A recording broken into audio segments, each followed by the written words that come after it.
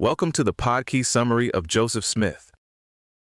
Joseph Smith's story is hard to separate into neat categories because the treasure seeker, the prophet, the city builder, and the political operator are all the same person. The main through line here is that ideas which began in the folk magic world of early 19th century America grew into a new religious movement with its own scriptures, cities, theology, and eventually a deep crisis over power, secrecy, and succession. And the reason people still argue so intensely about him is pretty clear. His legacy is both genuinely world-shaping and deeply contested. Before Joseph Smith was known as a religious founder, he and his family were part of that early American folk magic culture, where people used seer stones to look for buried treasure. He was even prosecuted in 1826 for what was called glass looking, which means his prophetic career didn't appear out of nowhere. It grew directly out of an earlier reputation as someone who could see hidden things. That matters because the Golden Plate story turned a failed treasure-seeking path into a restorationist religious mission.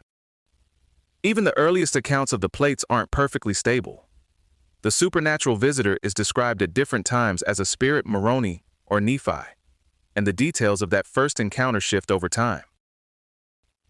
Most of the Book of Mormon was dictated in 1828 and 1829, and the striking detail is that Smith often seems to have done this by looking into a chocolate-colored seer stone placed in a hat rather than reading directly from the plates in plain view. The surviving text was produced very quickly, roughly 53 to 74 working days, which is one reason it sits right at the center of the debate. Believers point to that pace as evidence of divine translation. Critics point to the same fact and ask what kind of composition process could produce it. The book's origins are still contested. Some scholars read it as strongly shaped by Smith's own world, the revival culture of the Second Great Awakening, and books like View of the Hebrews. Others argue that its biblical structure and religious ambition aren't fully explained by treating it as just another conventional American text. Then there's the Book of Abraham, which opened another front entirely. Egyptologists identified the surviving papyri as parts of the Egyptian Book of Breathing, not a text written by Abraham. Even so, that book became hugely important inside the tradition because it fed distinctive teachings about pre-mortal existence, cosmology, priesthood, and a plurality of gods. Smith wasn't trying to create only a church congregation. He kept trying to build an actual Zion, a real society in a real place. The center place was first named as Independence, Missouri. Then attention shifted to Kirtland and Far West, and later Nauvoo became the big experiment. A major city with a temple, a university, and unusual local autonomy. That kind of rapid growth and communal ambition alarmed surrounding communities, and the conflicts turned brutal. Mormons were expelled from Jackson County. Zion's camp collapsed amid disorganization and cholera. And the 1838 Missouri conflict ended with Haun's Mill, the extermination order, Smith's imprisonment for treason, and the expulsion of the saints. By Nauvoo, Smith's leadership was combining religious, civic, and military authority in a much tighter way. The city charter included habeas corpus powers. The Nauvoo Legion gave the movement a militia, and the later Council of 50 was meant to think through what laws Mormons should obey and how a theocratic kingdom might operate beyond ordinary government. The most explosive gap between Smith's public image and private practice was plural marriage. He introduced it secretly in the 1830s and was eventually married or sealed to around 30 to 40 women. 10 were between 14 and 20, and some were already married to other men. Inside Smith's theology, this wasn't presented as only a domestic arrangement. It was tied to the new and everlasting covenant, celestial marriage, eternal family relationships, expanding heavenly kingdoms, and the idea that humans could progress toward godhood. But whatever the theological frame, the human consequences were destabilizing. Emma Smith struggled with it, and key associates like Oliver Cowdery and William Law broke with him over it. When the Nauvoo Expositor exposed plural marriage in 1844, it didn't just embarrass Smith. It triggered the political crisis that led straight toward his arrest and death. By the final Nauvoo period, Smith had moved a long way from persecuted founder into something closer to an independent political ruler.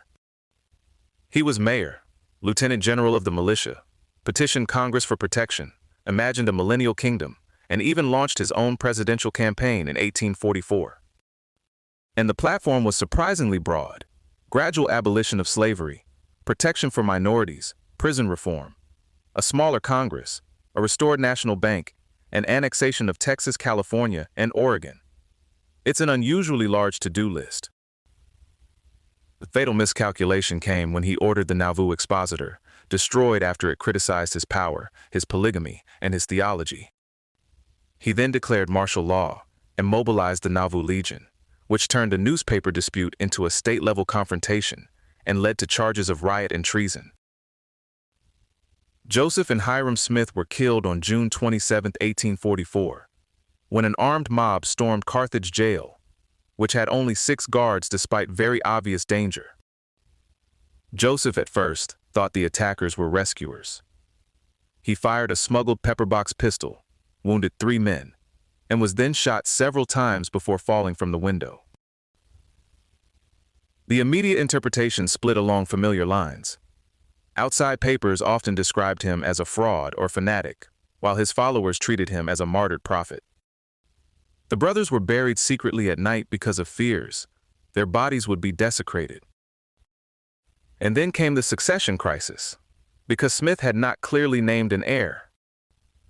Brigham Young's group eventually became the LDS Church, but other followers gathered around Sidney Rigdon, James Strang, Lyman White, Alpheus Cutler, and later Joseph Smith III. That fragmentation shows how much the movement had depended on Smith's personal authority. Part of why Smith remains so influential is that his theology was unusually bold and unusually material. He rejected the classic idea of an immaterial, unchanging God, and taught instead that God had once been an exalted man with a tangible body, and that the Father and Jesus were distinct embodied beings. He also taught that matter and intelligence are eternal, that human spirits existed before earthly life, and that embodiment is necessary for fullness of joy and eventual exaltation. Salvation, in this picture, gets much more layered than a simple heaven or hell split. Smith described 3 degrees of glory, proxy rights for the dead, eternal family sealings, and a path by which even people who never encountered the gospel in life could still receive exaltation through posthumous acceptance of temple ordinances. For someone who died at 38, Smith left an astonishingly large footprint. He drew tens of thousands of followers in just 14 years, and the largest church descended from his movement reported more than 17 million members in 2023.